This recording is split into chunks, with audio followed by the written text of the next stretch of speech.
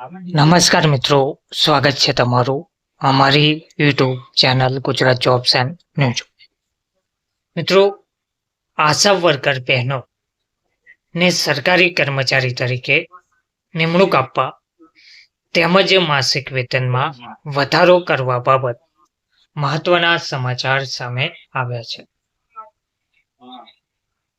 ભરૂચ જિલ્લાના તમામ આશા વર્કર બહેનો તથા આશા ફેસિલિટર બહેનોને સરકારી કર્મચારી તરીકે નિમણૂક કરી માસિક વેતનમાં વધારો કરવામાં આવે તેવી માંગ સાથે ભરૂચ જિલ્લા કલેક્ટર કચેરી ખાતે આવેદનપત્ર આપી રજૂઆત કરવામાં આવી હતી.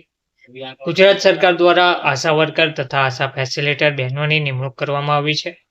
ત્યારથી લઈને અત્યાર સુધી અનેક રોગ, માતા તથા બાળકને લગતી તમામ પ્રકારની સેવા આશા વર્કર તેમજ આશા ફેસિલિટર બહેનો દ્વારા આપવામાં આવે છે. તેમજ મહિલાઓની સંભાળ 9 મહિના સુધી લેવામાં આવે છે. 0 થી 5 વર્ષ સુધીના બાળકોની સંભાળ લેવામાં આવે છે. માતા તથા બાળકોને રસીકરણ આપવું, સ્ત્રી તથા પુરુષોને કુટુંબ નિયોજનનો લાભ અપાવવો, malaria, TB, dengue, AIDS, cancer, રક્તપિત્ત તથા નાના મોટા તમામ રોગની સેવા આપવી, વિકલાંગ બાળકો તથા વૃદ્ધોની સંભાળ લેવી, આયુષ્યમાન કાર્ડનો લાભ ગ્રામજનો સુધી પહોંચાડવો તેમજ સરકાર દ્વારા જે કોઈ પણ યોજનાનું અમલીકરણ થાય તેને ઘર ઘર સુધી પહોંચાડવાનું કામ કરવામાં આવતું હોય છે. તો આશા વર્કર તથા આશા ફેસિલિટર બહેનો દ્વારા કરવામાં આવે છે. ત્યારે આશા વર્કર તેમજ આશા ફેસિલિટર બહેનો 24 કલાક દરમિયાન પોતાની ફરજ નિભાવતા હોય છે.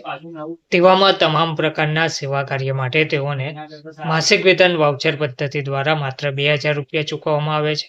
તો બીજી તરફ હાલના સમયમાં મોંઘવારી ખૂબ જ ઉચ્ચ પ્રમાણમાં હોય જેના લીધે તમામ આશા વર્કર બહેનોને ઘર ચલાવવું મુશ્કેલ બન્યું છે. તો ભરૂચ જિલ્લાના વાલિયા તાલુકાના તમામ આશા વર્કર તથા આશા ફેસિલિટર બહેનોને સરકારી કર્મચારી તરીકે નિમણૂક કરી માસિક વેતનમાં વધારો કરવામાં આવે તેવી માંગ સાથે ભરૂચ જિલ્લા કલેક્ટર કચેરી ખાતે આવેદનપત્ર આપી રજૂઆત કરવામાં આવી છે. હવે જોવાનું રહ્યું કે આ અંગે ક્યારે નિર્ણય લેવામાં આવે છે. ધન્યવાદ.